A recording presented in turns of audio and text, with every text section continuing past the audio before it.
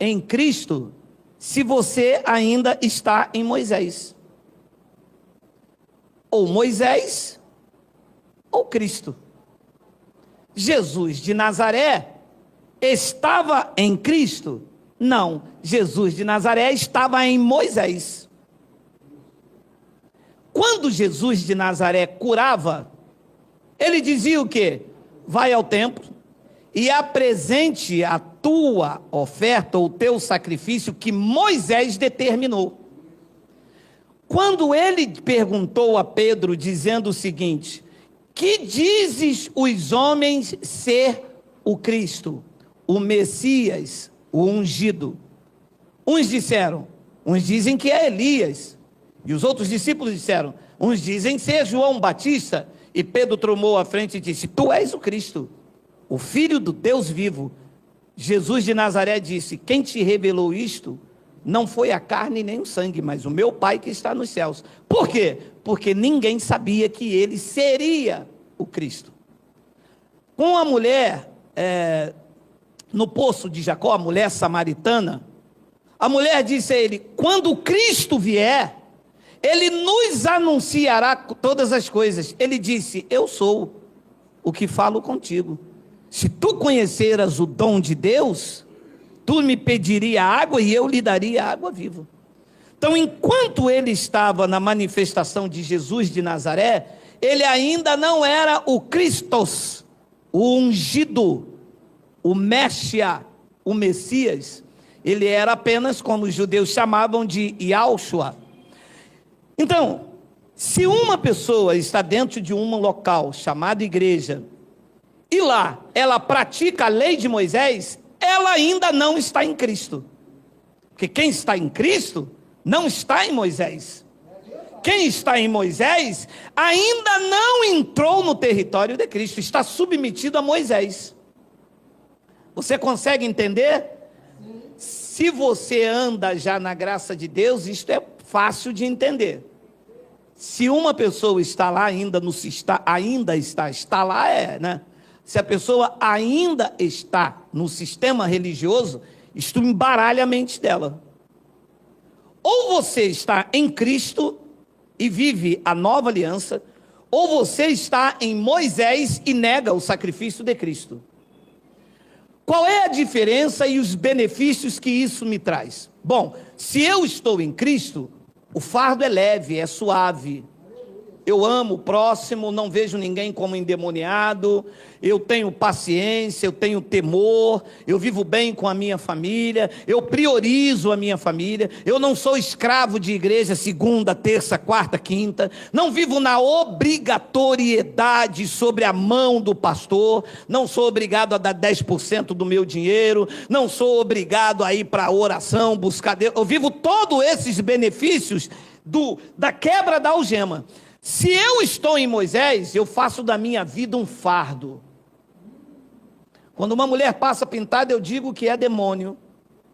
Quando eu vejo alguém que não professa a minha fé, eu digo que ela vai para o inferno. Quando eu vejo alguém de uma outra religião, eu digo que ela tem que se converter. O meu ar é de santidade. Eu procuro ter mais sábio do que os outros. E penso que só eu estou certo e quem não anda igual a mim está errado.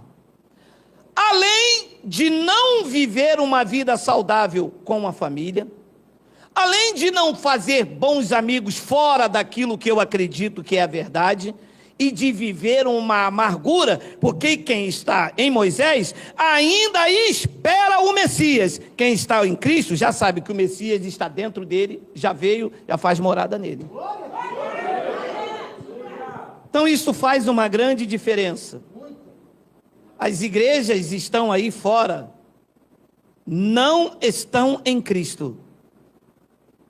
Grande parte das igrejas, em especial as evangélicas, ainda estão em Moisés e as suas doutrinas submetidas. Vou lhe dizer uma coisa com clareza.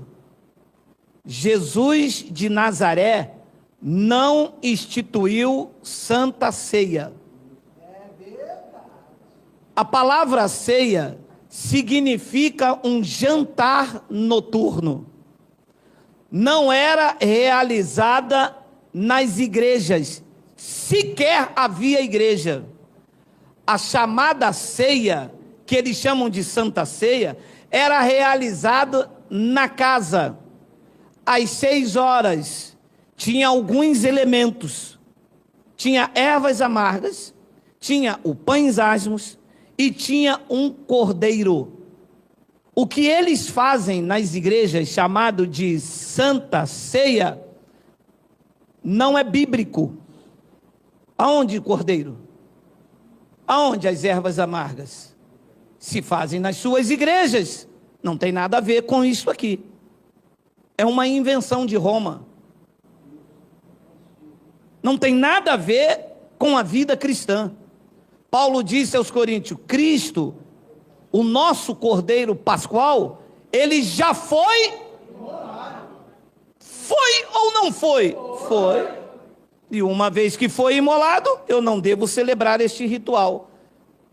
Cristo em nós é a nossa ceia.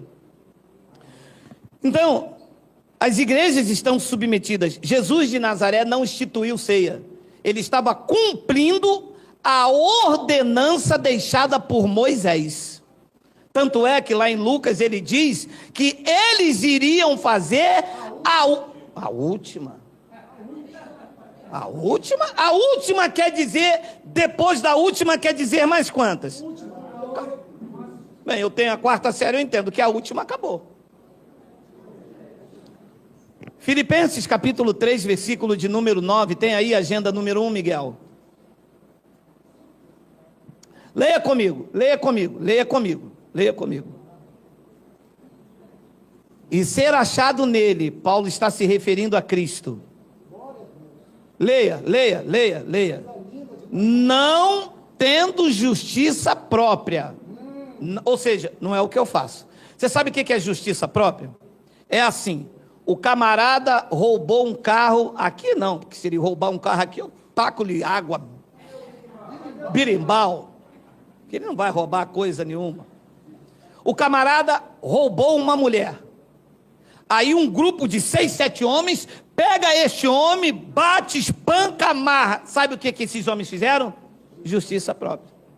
Por quê? Porque se ele roubou, há uma justiça que deve vir, prendê-lo, levá-lo ao tribunal, mesmo que não seja correta. O que é que os crentes fazem? Procuram a lei de Moisés e fazem justiça própria. Querem que Deus abra uma porta, fazem um jejum. Paulo disse: ser achado nele, em Cristo, não tendo justiça própria. E essa justiça própria procede de onde? Da lei. O ano difícil, fui mandado embora, vou dar o meu dízimo para Deus abrir portas. Dízimo abre portas? Até onde eu sei, com a revelação da graça de Deus, que o dízimo é alimento. Sim ou não? Sim. Se dízimo abrisse porta, não teria aí quase 18 milhões de crentes desempregados no país. É verdade. Dízimo não abre porta, dízimo abre o cofre do pastor. É isso que o dízimo faz. Enche o cofre do pastor e esvazia o teu. É verdade. E por que é que um crente acredita nisto? Porque em muitos lugares que se dizem igreja de Cristo, são igrejas de Moisés. Deveriam mudar o nome. Ao invés de igreja de Cristo, deveria botar sinagoga judaica. O pastor presidente aqui é Moisés. Seguimos a sua doutrina. Era isso o que eles deveriam fazer. Porque as pessoas entram nesses lugares pensando que é a igreja e se deparam com uma sinagoga judaica com justiça própria que procede de lei. Paulo disse: se não, quando se acham em Cristo, se não, a que é mediante a fé em Cristo, a justiça que procede de Deus, baseado no sacrifício, nas obras, baseado aonde? Na fé. Então, ou você está em Cristo e larga toda esta parafernália, ou você está em Cristo e anda somente pela fé, ou você serve a Moisés, será escravo da lei, com o jugo pesado, com o fardo, uma tonelada, viverá uma vida em busca de algo que Cristo já fez e não achará, porque as realizações de Cristo não estão no campo físico, e sim no campo espiritual, aonde quem vive por fé, anda, acredita e toma posse. Então Paulo disse em 2 de Coríntios capítulo 5, versículo de número 16, por causa do horário, ainda temos 5 minutos, olha aí. E ele morreu por todos. Ele ali se refere a Jesus. É que a Sociedade Bíblica do Brasil tem a 4ª série igual a mim. Se bem que eu entendo que quando se fala aqui, ele deveria ser o E maiúsculo. É isso mesmo, vocês que estudaram? É verdade. Mas vamos deixar que eles têm que fazer essa aula de novo com titia Amélia. E ele morreu por todos, para que os que vivem não vivam mais para si mesmo, mas para aqueles que por eles morreu e ressuscitou. Se você é cristão, e eu acredito que seja, você vive para o Jesus de Nazaré submetido a Moisés, ou você vive ao Cristo ressuscitado que trouxe a graça? Pelo menos é o que está escrito aqui. Quantos cristãos, pastores, doutores, teólogos, bispos e apóstolos que você conhece que vive para o que ressuscitou? São poucos. Mas eu conheço um apóstolo, ele tem uma grande catedral, ele prega a graça. Espera aí. Esse martelo dele está cego e esse prego não é de aço, para fixar bem. Se ele anda no que ressuscitou e prega dízimo, ele está debaixo de Moisés. É verdade. Se ele anda pelo que ressuscitou e dá pão como corpo de Cristo, ele ainda anda por Moisés. Porque Paulo disse em Colossenses 1:24 que o corpo de Cristo é quem? A igreja. Vós sois o corpo de Cristo e ele o cabeça. Se o corpo de Cristo é um pedaço de pão, ele como cabeça seria o que? A manteiga? O requeijão? Não, porque se o corpo é o pão, ele é o cabeça. O cabeça então seria o quê? Já que trazem tudo para o reino físico como era a lei. O cabeça tem que ser alguma coisa. Então Paulo disse, e ele morreu por todos para que os que vivem não vivam mais para si mesmo, mas para aquele que por eles morreu e ressuscitou. É para o ressuscitado que você deve viver. 16, assim que nós, daqui por diante, a ninguém conhecemos segundo a carne. E se antes conhecemos a Cristo segundo a carne, o Jesus de Nazaré e a lei submetido, já agora não conhecemos mais. Pode parar isso aqui, vai passar o tempo, mas pode parar aqui. Ora, é para conhecer Jesus de Nazaré segundo a carne ou não? Não. É ou não é?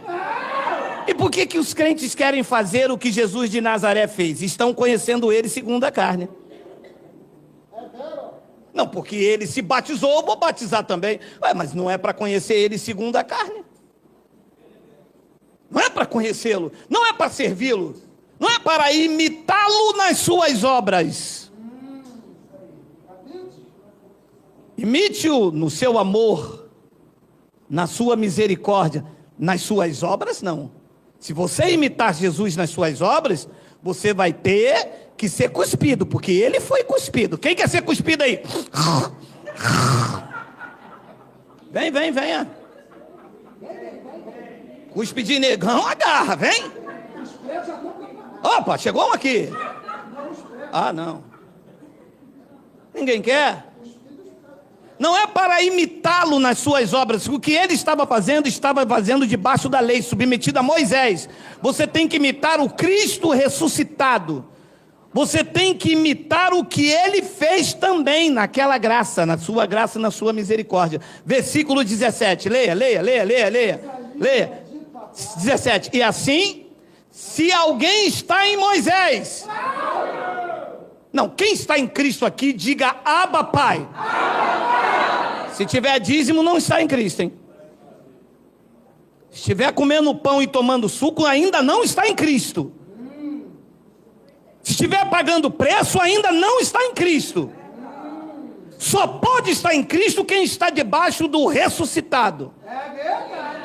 Aonde ele rasgou o escrito de dívida, que era contrário a nós, e que constava de mandamentos e de ordenanças. Disse que o ressuscitado removeu inteiramente e encravou na cruz. Deixou esta ambiência espiritual totalmente livre de obrigações judaicas. Em Cristo nós estamos aperfeiçoados nele. Você está em Cristo e recebe, diga amém. Amém. E assim, se alguém está em Cristo, é uma nova criatura. Uma nova criatura, graças a Deus. Quando eu levei a mão no meu nariz de batata, eu falei, ué, mas diz que é nova criatura. Eu tinha tanta vontade de ter um nariz fininho igual ao do Michael Jackson. Não é isso não, filho. Não é nada físico. Não é nada exterior. Isto era a lei. A dimensão é espiritual. É um novo viver em Cristo. É a paz que excede todo o entendimento. É ser conduzido em triunfo e viver em perfeita vitória. É amar o teu próximo como a ti mesmo. É entender que tu agora é uma nova criatura no sentido de prestar o seu culto racional, com uma mente renovada, para receber a boa, a perfeita e agradável vontade do Pai. Isto é ser nova criatura. É não estar mais submetida a Moisés. É não estar mais submetida ao pagar o preço, a fazer esta negociata que se fazem com Cristo aí fora. Ser nova criatura é viver esta nova dimensão espiritual, livre de condenação, porque em Cristo, como uma nova criatura, nenhuma condenação há para os que estão em Cristo, não em Moisés. Se tiver em Moisés, tem condenação, porque Moisés tinha um ministério de condenação e morte. E em Cristo, a lei do Espírito de vida já te livrou da lei, do pecado e da morte. Diga glória a Deus. E assim, se alguém está em Cristo, é nova criatura. As coisas antigas, a lei com os seus mandamentos, com as suas ordenanças, disse que em Cristo já passaram, e eis que nele se fizeram-se novas, e estas novas coisas requer agora uma nova atitude, uma nova consciência renovada, porque em Cristo nós andamos em novidade de vida. Assim é, assim seja, assim eu creio. Graças a Deus, chegamos ao final de mais um vídeo. Eu espero ter te instruído com as verdades do Evangelho. Rompa com o sistema religioso. Aprenda a reinar em vida e viver em perfeita vitória.